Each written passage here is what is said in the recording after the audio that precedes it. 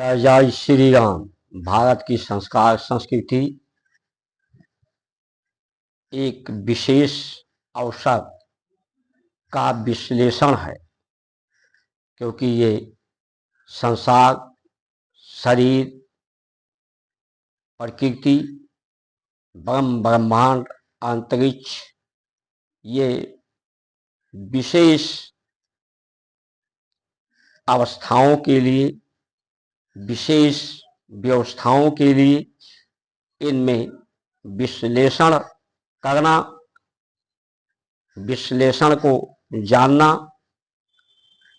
इनका जो संकल्प मंत्र जैसे हम लोग कहते हैं, ओम तत्सत विष्णु विष्णु विष्णु, पूरा मंत्र कहने का पर्याय हमारा नहीं है। इसमें आगे महापुरुषस् पुरारस प्रारब्धे,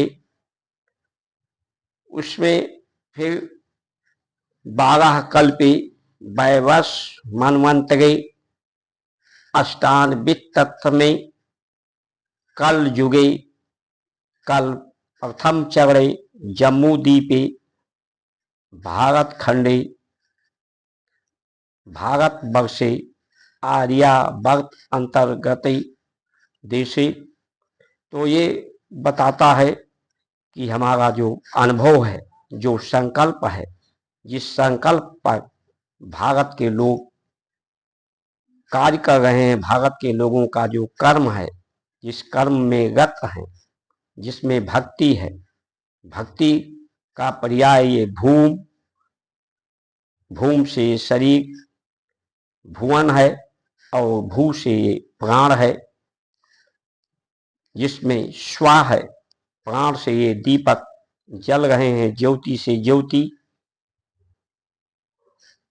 इस भाव में ही उक्ति है जो भक्ति है, इसी भक्ति का रत क्रिया ये भारत है। हमारा जन्म जो है एक विशेषता के कारण है। परमात्मा जो सत्य है वो भी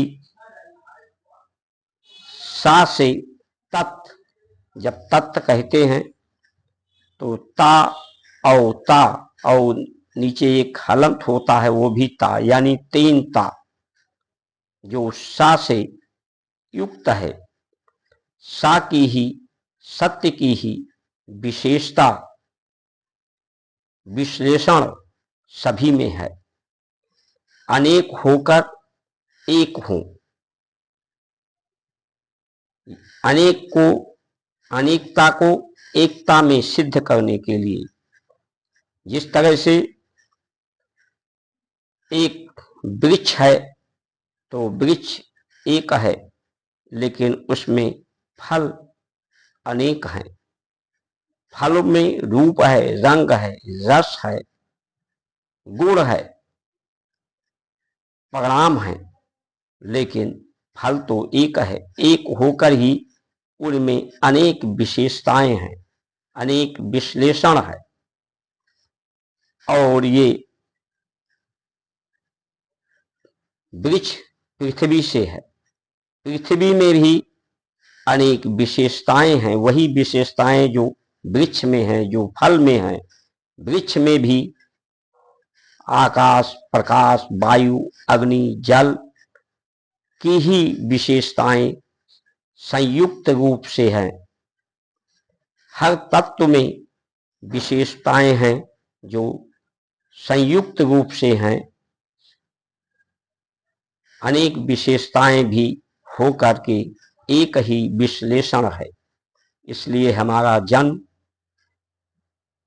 पराये के द्वारा, जो माता पिता हैं पराये हैं, लेकिन उनमें भी एक ही विश्लेषण है कि वो हमारे ही समान ही हैं। जो तत्व से हमारा शरीर है, उन्हीं तत्वों से उनका भी शरीर पूरे संसार का है, और सब में एक ही विशेषता, एक ही विश्लेषण, एक ही व्यवस्था के लिए, एक ही विचार के लिए है कि हमारा सुख का ये विचार है, जानने का विचार है, शांति का, शक्ति का विचार है, कुछ पाने कुछ करने का विचार है। ये विचार ही हमें अलग भी करता है सत्य से।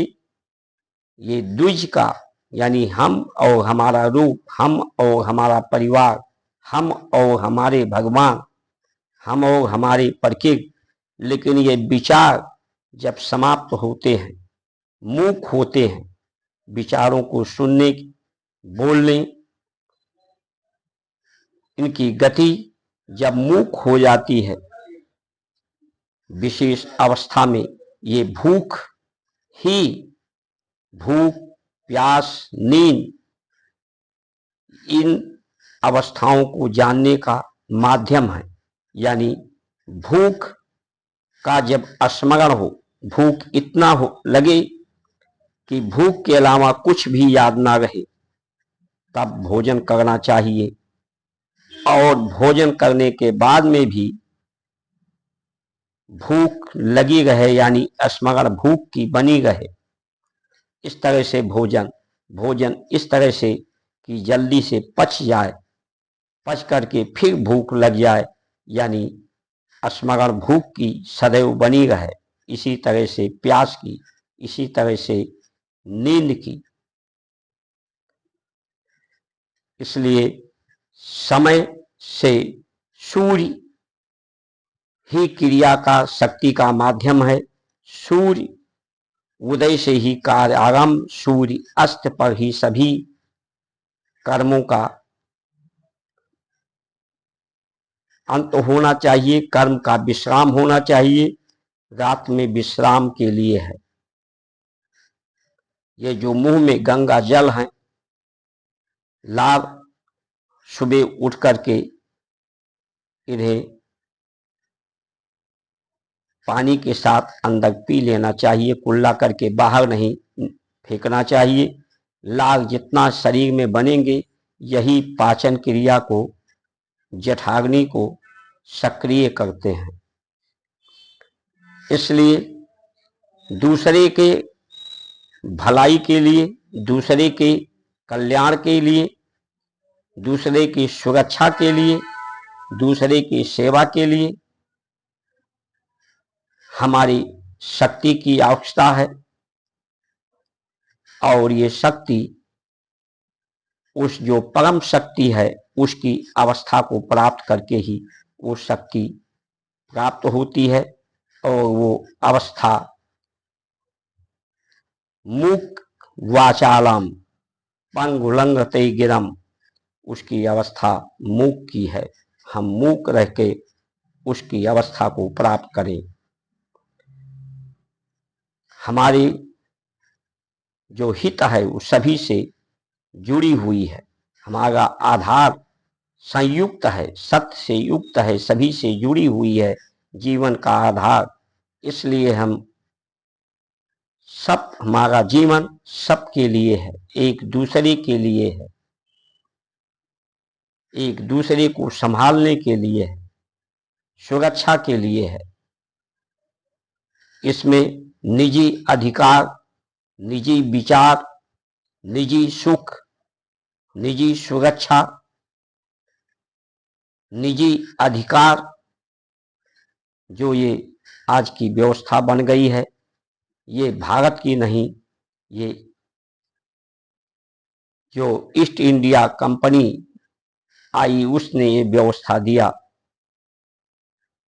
आज भारत इंडिया के रूप में, इंडिया के विचारों पे चल रहा है, लेकिन तब भी व्यवस्थाएं बदलेंगी। क्योंकि जब देश के या विश्व के 95% लोग आज इस भारत की संस्कार, संस्कृति, परंपराओं के अनुसार उनका जीवन नहीं है, वो भ्रमित हो गए हैं, भीड़ के रूप में हो गए हैं, धर्म एक प्रदर्शन बन गया है। तो ऐसी अवस्थाओं में मंत्र जो मन का विषय है, जो जिह्वा पर नहीं आना चाहिए, आज वो सार्वजनिक हो रहा है। तो ऐसे अवस्था में जो अग्नि बढ़ेगी, क्योंकि मनुष्य का जीवन तो दीपक की तरह से है। परमात्मा सत्य जो है वो दीपक ही है, लौ ही है, लय ही है। उसी से सबका जीवन दीपक की तरह से, लय की तरह से, लौ की तरह से जल रहा है। उसकी विशेषता विश्लेषण हम कर पाए या ना कर पाए, जीवन तो ज्योति की तरह से जल रहा है। उसका विश्लेषण करें तो हमें आनंद का अनुभव होगा, संतुष्टि का अनुभव होगा, संतोष का अनुभव होगा, सुखद अनुभव होगा। न करने की स्थिति में असंतोष का अनुभव होता है, असंतुष्टि का अनुभव होता है, असंतुलन का अनुभव होता है, आक्रोश का अनुभव होता है, विवाद का अनुभव होता है, वाद का अनुभव होता है। लेकिन जब सत्य का अनुभव होता है तो सभी वाद विवाद हो जाते हैं, बीमारियां समाप्त हो जाती हैं, विकार समाप्त हो जाते हैं। तो आज के समय में जो व्यवस्थाएं हैं वो दुखद परिणाम देने वाली हैं। दुख के तरफ, दुर्दशा के तरफ, दुर्गति की तरफ तेजी से ये भीड़ दौड़ रही है। और इससे जब दुख लोगों को असहज कर देगा, असहनीय पीड़ा देगा, तब लोग सत्य, संस्कार, संस्कृति, अपनी विशेषता का, धर्म की विशेषता, सत्य की विश्लेषण करेंगे। दुख में सुमिरन सब करे, सुख में करे न कोई, जो सुख में सुमिरन करे दुख काहे को होए। इसीलिए सुख में सुमिरन लोग करते नहीं, इसलिए दुख होता है। तो जब दुख बढ़ेगा, दुख के द्वारा लोग सत्य का सुमिरन करेंगे, स्मरण करेंगे अपनी संस्कार संस्कृति का, अपने पूर्वजों का, परमात्मा का। ऐसी अवस्थाएं, व्यवस्थाएं शीघ्र ही आने वाली हैं। इसलिए इस भीड़ से बचें, इस दूसरे की देखी देखा पाप, देखी देखा पुण्य न करें। जब तक है जिंदगी फुर्सत ना मिलेगी काम से, कुछ समय ऐसा निकालो प्रेम कर लो राम से। राम को बोलने वाला ये शरीर, ये इससे प्रेम करो। इसकी अंदर की साफ सफाई, निर्मलता, बाहर की निर्मलता, स्वच्छता, स्वास्थ्य पर ध्यान दें। जय श्री राम।